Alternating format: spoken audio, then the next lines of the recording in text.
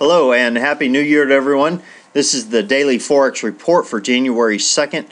We are looking at the US Japanese yen pair first. This pair has continued to move to the downside, closed lower, did open pretty much at the same price, a little bit of a gap, but it's already filled it. We are looking for this pair to continue its move to the downside.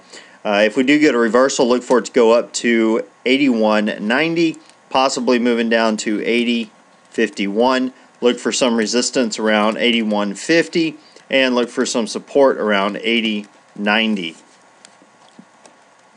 Now the Euro USD pair, this pair moved higher, is moving higher.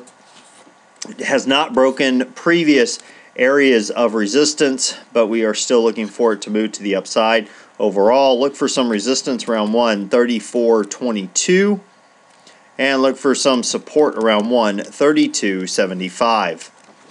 Now looking at the pound US dollar pair, this particular pair closed higher during this last session. Before it had been moving sideways to a good degree. We could see this continue overall moving sideways, but a slight bias to the upside. Look for it to potentially go as high as 157.64, possibly as low as 153.48. Look for some resistance around 156.65 and look for some support around 154.51. Now the US Swiss, this pair continues to move to the downside. We are looking for that to continue. Look for it on a reversal to move as high as 0.9448, possibly as low as 0.9238.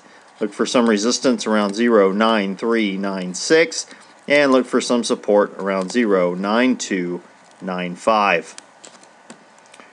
Alright, now let's take a look at news announcements. We have the U.S. releasing their ISM manufacturing report for December tomorrow at 10 a.m. Eastern Time. Consensus on this is that it has moved up a little bit from 56.6 to 57.0, which would be good news for the U.S. dollar. Now, as far as what I'm looking at during this next session, if you go to the pound US dollar pair and kind of zoom out a ways, you can see we have some trend lines that are developing and looking for a trend line break. And let's just tag this high here and then bring it to this high. There we go.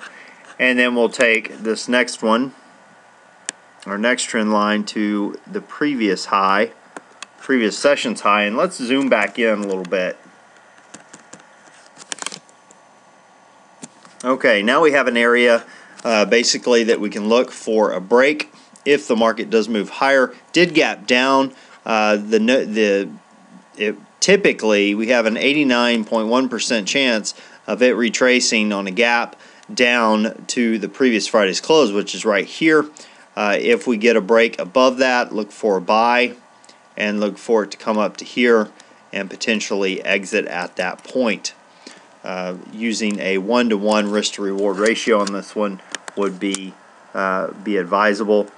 This looks to grab about 75 pips on that. You do need to be aware of this high here, about 21 pips into the move, so just keep that in mind. Well, that about wraps us up for today. Until next time, this is Jason Fielder. Good trading.